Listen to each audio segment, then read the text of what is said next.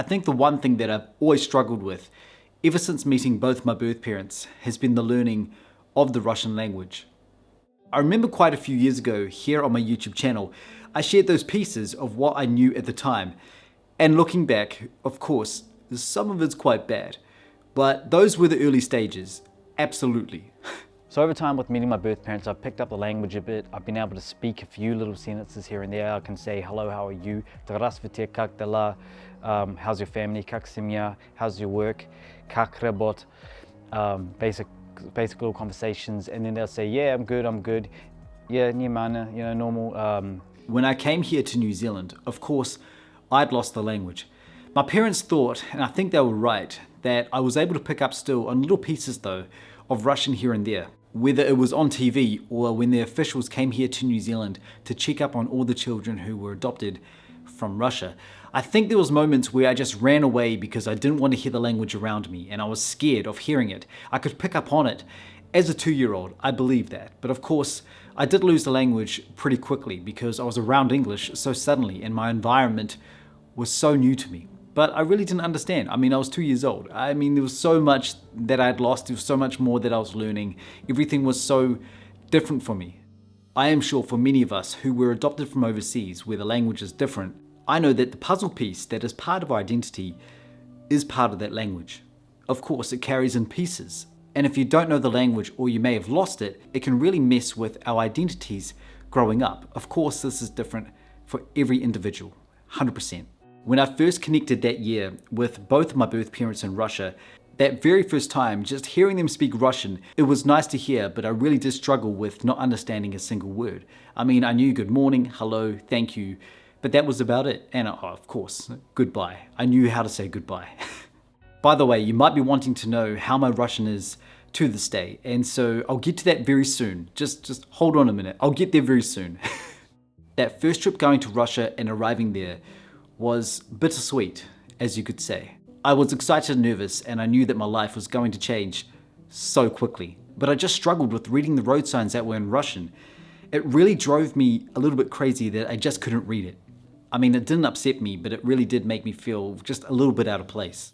Even that phone call with Misha, my birth father, on the night that I arrived in Moscow, I couldn't even understand him at all. All I was saying was, yes, yes, yes. That's all I could say at the time. Of course, I was anxious, I was nervous as well. But that's all I was saying. And looking back, yeah, honestly, it was pretty awkward. I promised myself to always have a goal, and that was to be able to speak with both my birth parents just by myself. And the only way I was able to achieve that was by learning the language. Even those 6 months I spent in Russia back in 2021, though I did pick up on a lot, I did. My brain even started to translate so many words in my head. It was like the ultimate immersion experience. I've never really experienced that before, but I believe that's helped me really get to where I'm at today with my Russian. Though with all of that time back in 2021, I really did lose so many words when I came back. I mean, I was around English again, the immersion wasn't there. It was really hard to adapt and make sure I was speaking Russian every single day because I wasn't around it anymore. That made it really difficult. It really did. And I was really kicking myself saying, oh damn, I need to keep it up. I need to keep studying it again. And that's what I did later on. So to this day, I'm still self-studying the language. I'm not fluent in the language, but being able to have a conversation with both my birth parents now, just one-on-one, has been incredible for me. I've ticked that off my goal list. I've ticked that off. That's one thing I've wanted to achieve for so long. And being able to do that has really opened up so many doors with our conversations. Just so many more things we can talk about here and there. But of course, I can't cover very serious and in-depth conversations. That's something I'm still working on with my language learning. That's one thing I'm still working on. Всем привет! Я хочу немного рассказать о своей истории. Я родился в Архангельске в России. Я был из детского дома. Я приехал в Новую Зеландию, когда мне было 2 года. У меня нет воспоминания о России. И у меня есть мои родители здесь, в Новой Зеландии. Свои биологические родители в России и нашел и встретил. Я знаю, что моя история длинная. Я знаю, что моя история важная. Семья для меня важна. И мои родные связи в Украине и Казахстане тоже важны. Я знаю, что моим Русскому ищу нужно время. Но то, что я ищу язык, очень помогает мне. And with these conversations this year, though I've been connecting so much more with my birth mother, the connection has not always been easy. It's been quite hard this year. There's been moments, in fact, there's been quite a few months where she's gone away from where she's living and I don't have that contact. And she's just recently gone back to where she lives and now that contact is back again and everything is okay. I understand this. It's part of her life. It's the way she is. I put myself in her shoes all the time. But I'm keeping that connection going with both my birth parents and doing video calls on all sort of weird time zones, all of that.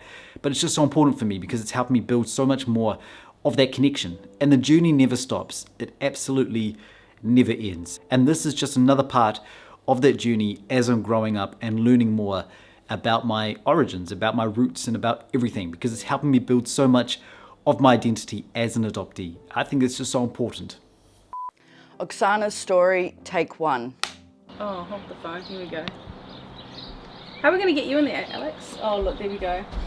So for myself, it's been pretty hectic on my end because I've been out there filming the upcoming stories for my An Adoption Stories series as part of the series for 2026. And because I'm out there doing it on my own, it takes a lot of filming, a lot of time, and of course a lot of editing. But I'm looking forward to sharing these stories when they are ready, and I'm going to make sure, and I always do, I always make sure they are told right. And I'm looking forward to really getting these new lots of stories out there to the world. So thank you all so much for your patience on that. It means the world to me. And to my members here on my YouTube channel, thank you so much for your support, and also those who are supporting me through my Patreon as well. All of that goes into the series and it really helps me get the time to go and put these stories together, edit them, film them, everything, produce them, and get them out there to the world. So thank you all so much for your support. And of course to my viewers right here on my channel, it all means a lot to me. So please look after yourselves and look out for each other. And until next time, спасибо, что посмотрели это видео на моем канале. Берегите себя и друг друга. Ну, до свидания. Спасибо большое. И пока. Do you want to do it? No, that was amazing. You did such a good job. I think you've had enough more practice than me. From what I can already see is you're from a village, and so there might be some answers there, but we just don't know yet. Mm-hmm. The complexities and the challenges of adoption is other people's scripting around your adoption.